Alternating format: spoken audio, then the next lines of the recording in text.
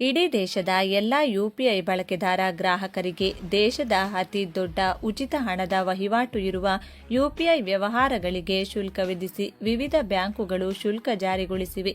ನಿಮ್ಮ ಬಳಿ ಯಾವುದೇ PhonePe, Google pay, Paytm, Bharat pay, Amazon pay ಹೀಗೆ ಯಾವುದೇ ಆಪ್ ಮೂಲಕ ಹಣದ ವಹಿವಾಟನ್ನ ಮಾಡುತ್ತಿದ್ರೆ ತಪ್ಪದೆ ವಿಡಿಯೋವನ್ನ ಕೊನೆವರೆಗೂ ನೋಡಿ.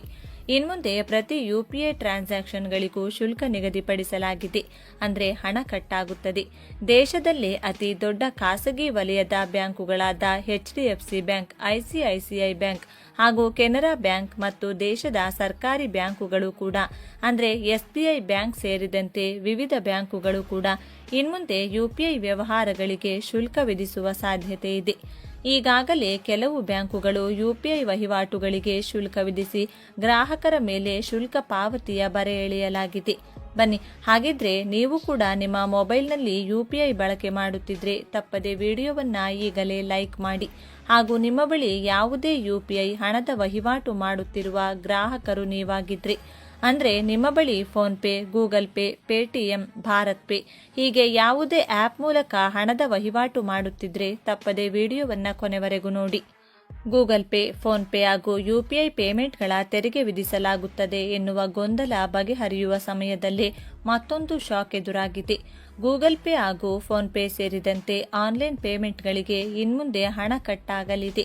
ಹೌದು, ಈಗ ಪ್ರಮುಖ ಬ್ಯಾಂಕ್ ಮಾತ್ರ ಆನ್ಲೈನ್ ಪೇಮೆಂಟ್ಗೆ ಹಣ ನಿಗದಿ ಮಾಡಿದ್ದು, ಮುಂದಿನ ದಿನಗಳಲ್ಲಿ ಎಲ್ಲ ಬ್ಯಾಂಕುಗಳು ಇದೇ ಮಾದರಿಯನ್ನ ಅನುಸರಿಸುವ ಸಾಧ್ಯತೆ ಇದೆ. ದೇಶದಲ್ಲಿ ಆನ್ಲೈನ್ ಪೇಮೆಂಟ್ನಲ್ಲಿ ಗೊಂದಲಗಳು ಇತ್ತೀಚೆಗಷ್ಟೇ ಪರಿಹಾರವಾಗಿತ್ತು. ಇದರ ಬೆನ್ನಲ್ಲೇ ಇದೀಗ ಆನ್ಲೈನ್ ವಹಿವಾಟಿಗೂ ಬ್ಯಾಂಕ್ನಿಂದಲೇ ಶುಲ್ಕ ನಿಗದಿಯಾಗಿದೆ. ಇದರಿಂದ ಮುಂದಿನ ದಿನಗಳಲ್ಲಿ ಆನ್ಲೈನ್ ವಹಿವಾಟು ಕಡಿಮೆಯಾಗುವ ಸಾಧ್ಯತೆ ಇದೆ ಎಂದು ಹೇಳಲಾಗಿದೆ. ಇದೀಗ ICICI ಬ್ಯಾಂಕ್ ಯುಪಿಐ ವಹಿವಾಟುಗಳಿಗೆ ಶುಲ್ಕ ವಿಧಿಸುವುದಕ್ಕೆ ಮುಂದಾಗಿದೆ. ಗೂಗಲ್ ಪೇ ಹಾಗೂ ಫೋನ್ಪೇ ಸೇರಿದಂತೆ ಆನ್ಲೈನ್ನ ಮೂಲಕ ಹಣ ಕಳುಹಿಸುವುದಕ್ಕೆ ದುಡ್ಡು ಪಾವತಿ ಮಾಡಬೇಕು. ಇಷ್ಟು ದಿನಗಳ ಕಾಲ ಈ ಸೇವೆ ಉಚಿತವಾಗಿತ್ತು. ಇದೀಗ ಇದಕ್ಕೂ ದುಡ್ಡು ಕೊಡಬೇಕು. ಮುಂದಿನ ದಿನಗಳಲ್ಲಿ ಅನುಸರಿಸುವ ಇದೇ ಮಾದರಿಯಲ್ಲಿ ದೇಶದ ಎಲ್ಲ ಬ್ಯಾಂಕುಗಳು ಅನುಸರಿಸುವ ಸಾಧ್ಯತೆ ಇದೆ ಎಂದು ಹೇಳಲಾಗಿದೆ.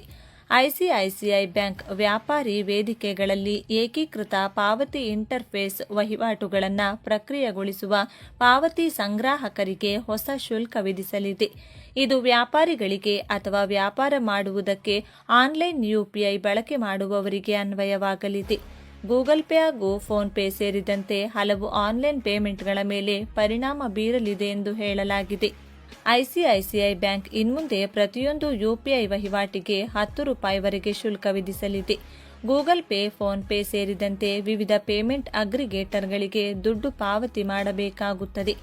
ICICI ಬ್ಯಾಂಕ್ನಲ್ಲಿ ಎಸ್ಕ್ರೋ ಅಕೌಂಟ್ ಇದ್ರೆ ₹100ಗೆ ₹2 ಶುಲ್ಕ ಇರಲಿದೆ. ಒಂದೊಮ್ಮೆ ಎಸ್ಕ್ರೋ ಅಕೌಂಟ್ ಇಲ್ಲದಿದ್ರೆ ₹4 ಶುಲ್ಕ ಇರಲಿದೆ ಎಂದು ಹೇಳಲಾಗಿದೆ. ಆನ್ಲೈನ್ ಪೇಮೆಂಟ್ ಮೇಲೆ ಪರಿಣಾಮ.